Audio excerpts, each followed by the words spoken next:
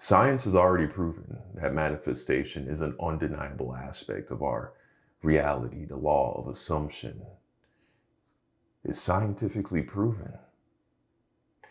However, in the realm of science, it goes by a different term. It's called a placebo. Have you ever heard of that? The placebo effect? I'll give you an example of the placebo effect. So let's say you have a headache and I give you a pill and I tell you that it's a pain reliever, right? A painkiller. So you take the pill and within 30 minutes, your headache is gone. However, afterwards, I inform you that I actually gave you a sugar pill because I didn't have any painkillers, but I just told you that it was a painkiller. Why did your headache go away? See, your headache wasn't imaginary. It was very much real. But yet merely the idea that you would have your pain disappear or be alleviated from taking this painkiller or what you perceived to be a painkiller, merely consuming that and having the idea that it was going to be effective was enough to make your very real headache that is being caused by actual real physiological phenomena going on in your body. Why did just the idea heal you? Now, of course, scientists don't actually understand it or know why, and it's because it's spiritual, it's immaterial. It's not the kind of thing that you can measure with instruments, at least not the kinds of instruments that we are accustomed to in modern science. Maybe one day we'll get better at that. However, it's not the kind of thing that you can measure with a ruler or some kind of well, I don't know. Maybe, like I said, there'll be some technology that we can use one day to get a different perspective of what's going on. But the point is, the power of your mind, the power of belief, it's a very real thing. The only difference, taking it one step further, for our purposes, is understanding that this experience, the placebo effect, the power of belief, is not limited to your body. I mean, why would it? It's just an idea. How is an idea interacting with your body? I'll give you another example.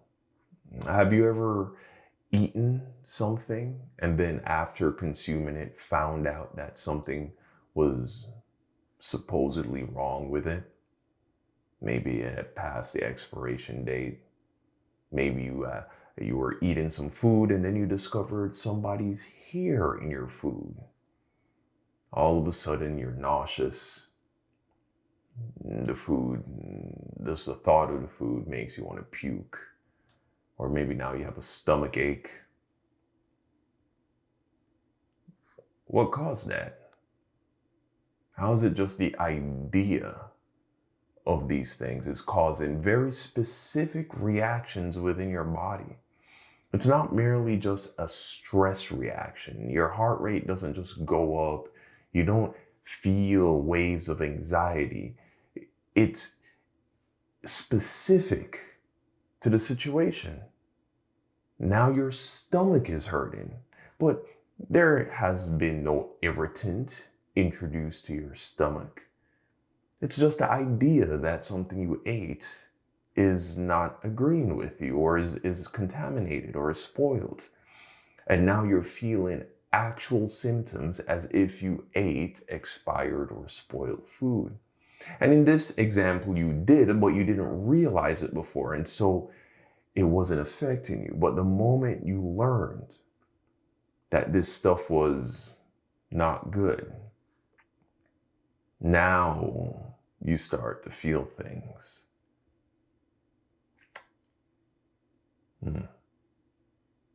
Or how about this?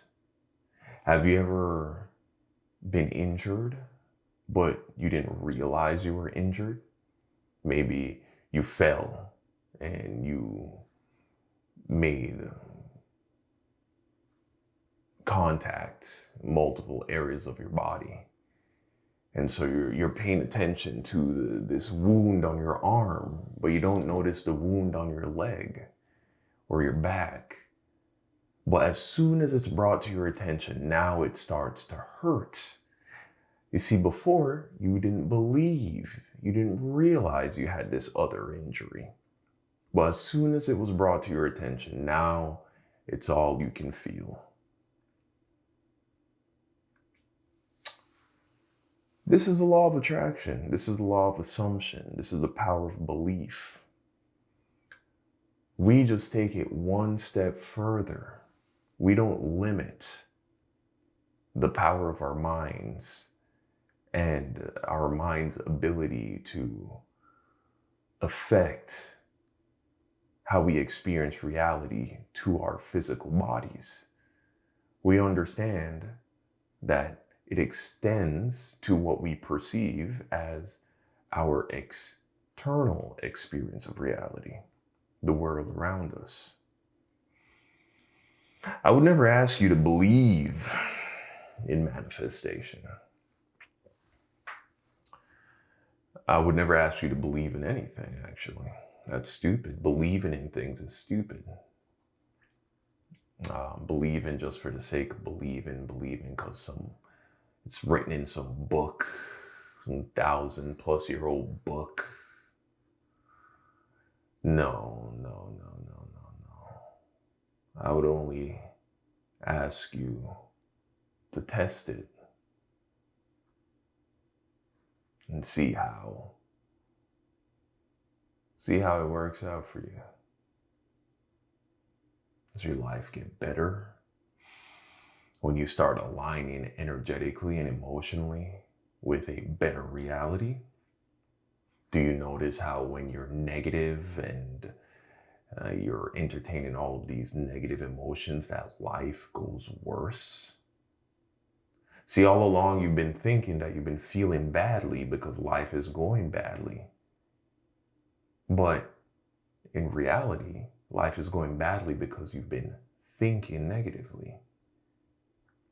And if you made the decision to shift and start thinking positively and aligning with more positive emotions, employing all the various techniques that exist within the manifestation space in order to achieve that, well then, does your life get better? And if you do it and it doesn't get better, well then, don't bother. No sweat off my back. There is no book, no holy book to push, no baptism, no conversion prayer. There is no prize at the end of the rainbow. There is no promise of eternal life. There's none of that. This is just science. This is just cause and effect. It's either it does or it doesn't work.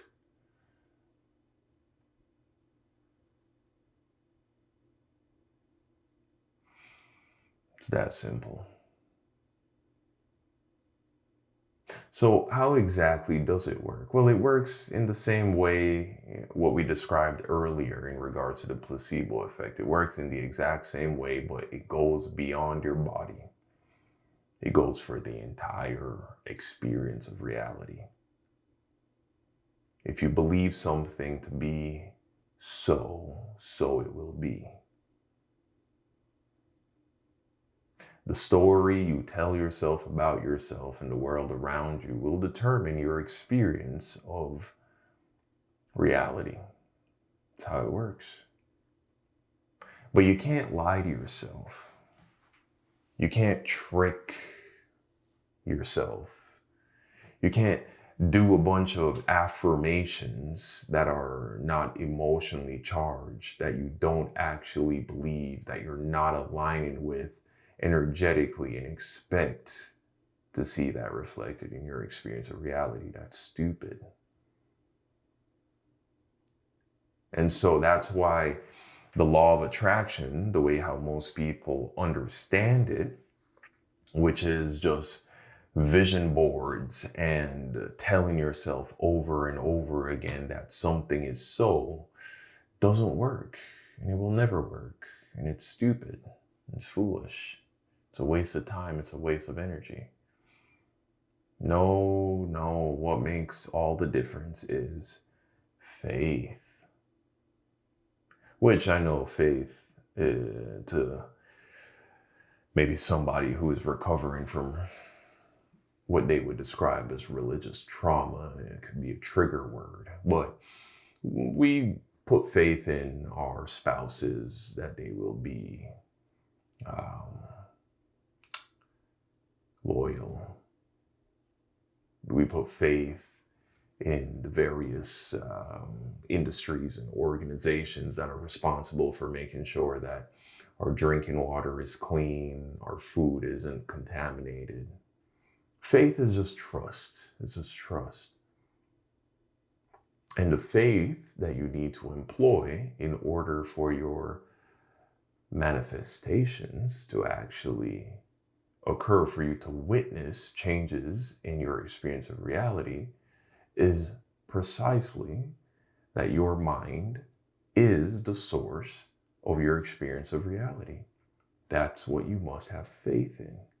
That's what you must trust. You must trust that the thoughts that you entertain, the emotions that you occupy, are actively shaping your experience of reality. But it's not the kind of trust where you need to deceive yourself into being convinced that what I'm saying is true and is real. It's the kind of trust where you need to try it genuinely. You need to entertain it and humor it. For instance, right, let's say you came from an alien planet where gravity didn't exist. Now, of course, according to the laws of physics, gravity must exist if mass exists. It's just a part of our reality that gravity exists, right? But let's pretend you came from a world where there was no gravity, or an alien came from a world where there was no gravity. And you tried explaining gravity to him. You told him, hey, listen, on this planet called Earth, or in this dimension that we're about to go into where our planet resides, there is this force known as gravity where mass attracts mass. And so larger the mass, the more the attractive force. And so we're going to this planet called Earth. And when we get there, you're going to be drawn towards the planet. It's going to feel like you're falling down towards the ground. But this alien who is coming from a distant planet, a different dimension even, we can say, where there is no gravity, which I don't even know what a word like that would look like, but just humor in the hypothetical here. He comes and he's like, I don't know, this don't sound right. That don't sound like it makes sense to me. That's what this alien says, right? And then you, or the person, the companion of the alien, has to tell him, hey, listen, man, you just got to trust. We're going to step out of this aircraft and you're not going to float off into the sky. You're going to experience gravity. Well, the alien can be skeptical and not believe in this religious blind faith kind of way, and still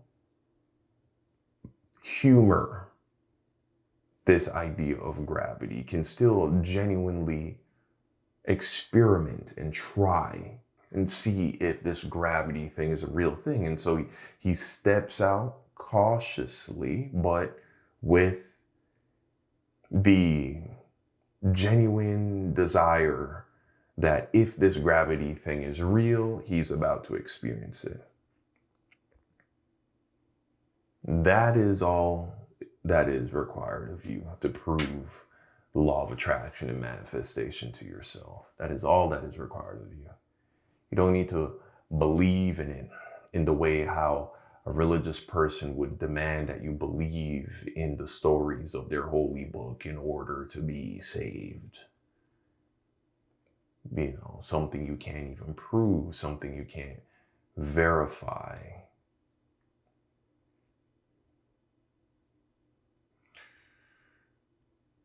But with this, on the other hand, well, all you have to do is give it a shot. 3 days.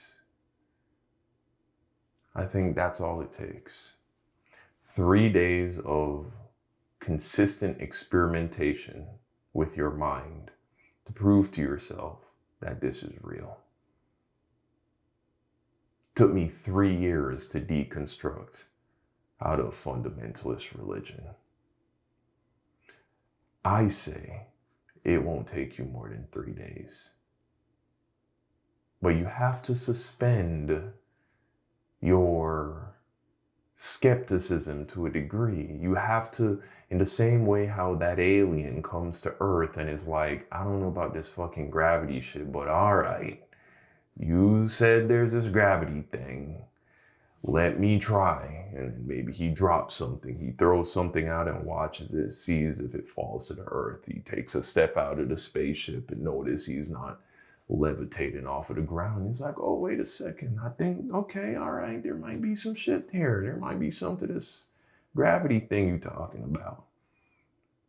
And then what do? He starts conducting a bunch of different experiments, trying to see, how consistent is this thing? Does it work on this continent the same it works on that continent? And, does it affect all objects, liquids, gas, solids in the same? You would start experimenting, truly understand it. And so how do you experiment with the law of attraction? Just pay attention to your energy. Pay attention to your energy. I would encourage you to try and maintain an energetic state of peace and calm, regardless of whatever is going on. For the next 3 days, this is what I would recommend you do. For the next 3 days, regardless of whatever is going on, you maintain a state of peace. Now, how do you do that?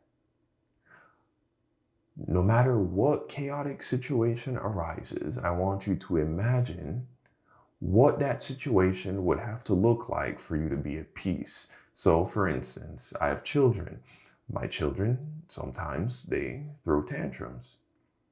And so when my daughter throws a tantrum, I would imagine that she is playing peacefully upstairs and is not throwing a tantrum. I asked myself, how would I feel if instead of her throwing a tantrum, she was playing peacefully and quietly upstairs? How would I feel?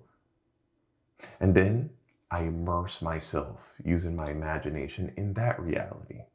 And it can be a bit difficult because you can still hear the screaming baby, but with a little bit of effort, you can do it.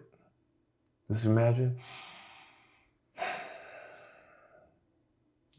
She's calm, she's quiet, she's peaceful.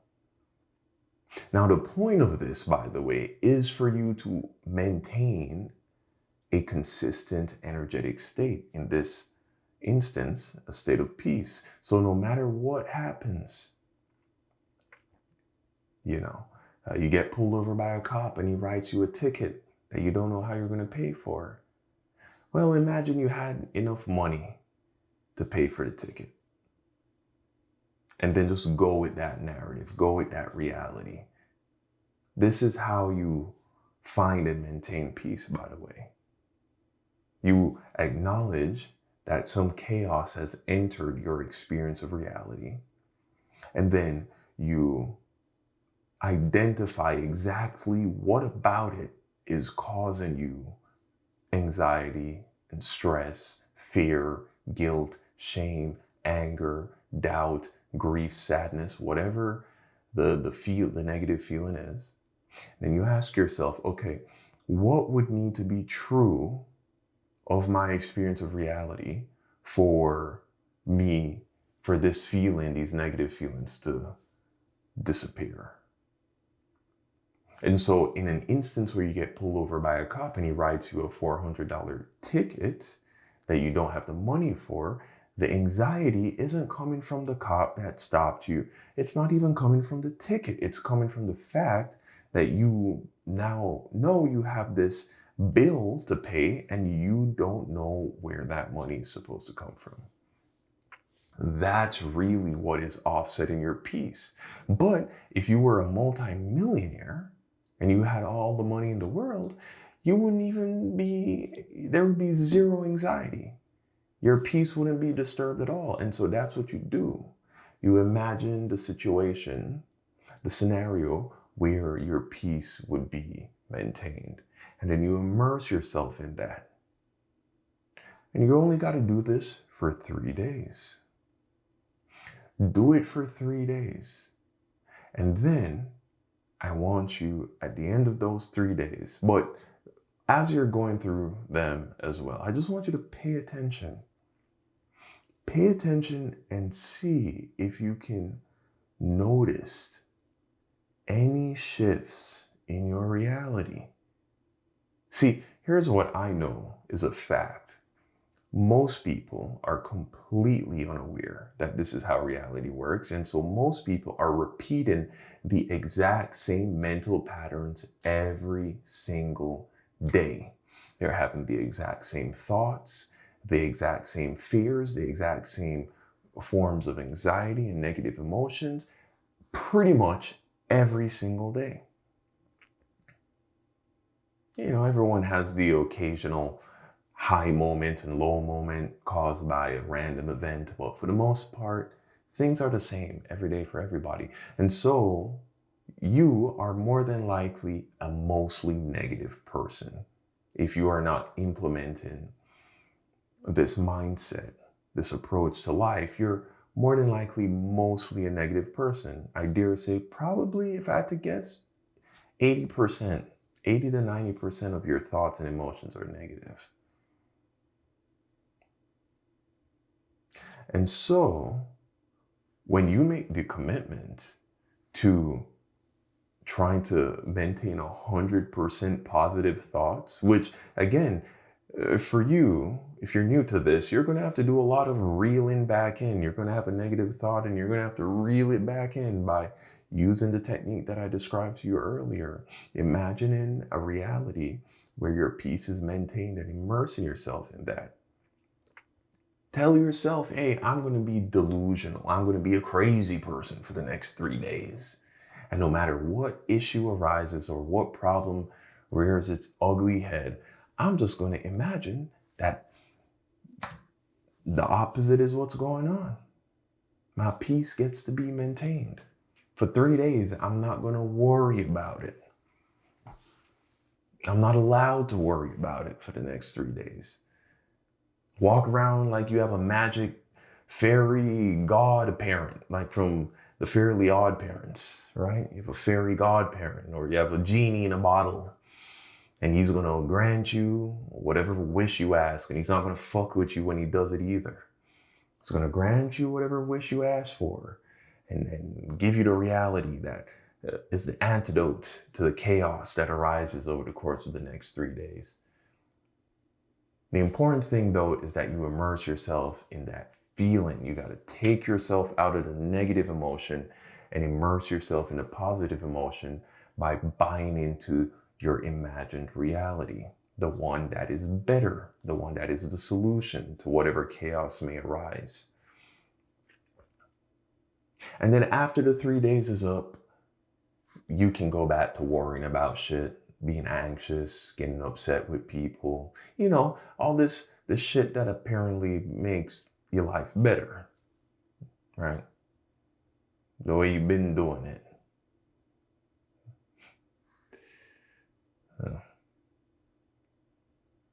You know, life is funny, man.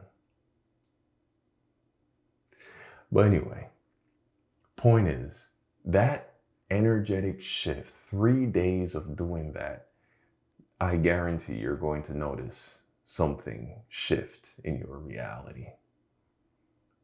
You're going to notice. Because it's going to be such a break, such a deviation from the way that you've been operating for so long. It's like if you eat junk food every day for like months, years, and then for 3 days straight you eat only healthy food. Yeah, you're not gonna go from being an overweight fat fuck to having a six pack. You're not gonna go from being this unfit person to being able to run a marathon, but you're gonna notice something's gonna change. You might just notice you feel better. You have more energy. You sleep a little better. Shit, it might just be you're going to the bathroom more often. Something, when you change something that significant, like your diet, in such a significant way, you're gonna notice. Same thing with your sleep schedule. If you've had a particular sleep schedule, you're gonna notice. So I'm not saying you do this for 3 days and fucking gold coins are gonna start raining down on your house and all your problems will be solved. I'm just saying you're gonna notice. Things are gonna change in your reality. And if they don't, fuck it, don't believe in it. Go about doing whatever you was doing before. That's fine. No sweat off my back. You're not gonna go to hell because you don't agree with me. You know, you're not gonna be tortured for infinity by some angry God because you don't agree with me. And so that's all, and you don't need to abandon. If you believe in that angry God that tortures people, you don't need to stop believing in him to try out the shit I'm saying.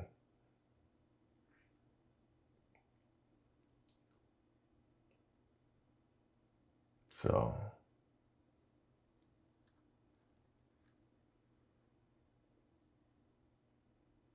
I hope that helps.